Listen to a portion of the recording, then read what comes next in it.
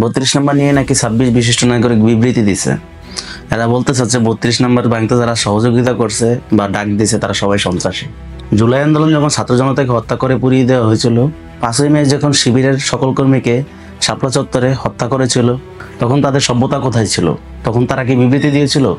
এরা হচ্ছে আসল সুশীল, এরা কোনো বিশিষ্ট নাগরিক নয়। সুশীল বা বিশিষ্ট নাগরিকের অর্থ হলো লীগের ফেসিবাদ বৈধতা দানকারী। এরা হচ্ছে ইন্টারন্যাশনালিস্ট ইন্ডিয়ান স্লিপার সেল।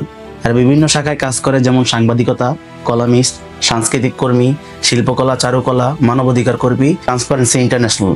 এরা সরাসরি ভারতের কর্মী বলে পরিচয় দিতে পারে না বলেই মুক্তিযুদ্ধের চেতনার সপক্ষের কর্মী বলে পরিচয় দেয়। এরা নিজেদেরকে বিশিষ্ট নাগরিক বলে পরিচয় দিলেও আদতে জনগণ এদেরকে টেও না। আসেন এখন আলোচনা করি 32 নম্বর নিয়ে কি করা যায়। অনেকেই বলতেছে 32 নম্বর স্থানে একটি মসজিদ বানানো হোক, কিন্তু না, আমি বলবো এখানে মসজিদ নয়, একটি মন্দির বানানো হোক।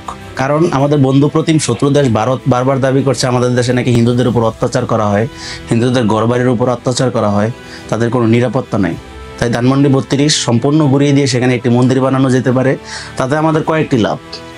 1, ভারত সরকার ও গদি মিডিয়া নিজেই মাইকা চিপায় পড়বে যে এই ঘটনায় খুশি হবে না বেজার হবে এই চিন্তায়। 2, বাংলাদেশের প্রকৃত হিন্দুরা খুশি হবে। 3, কয়েক প্রজন্ম শেষে যদি আওয়ামী লীগ ভিন্ন কোনো নামে ফিরেও আসে, 32 নম্বর আবার পুনঃস্থাপন করতে পারবে না, কারণ মন্দির ভাঙতে গেলে ভারতের প্রকৃতি আগুন লেগে যাবে। ব্যাপারটা সুন্দর না? দেখো, যা ভালো মনে করো।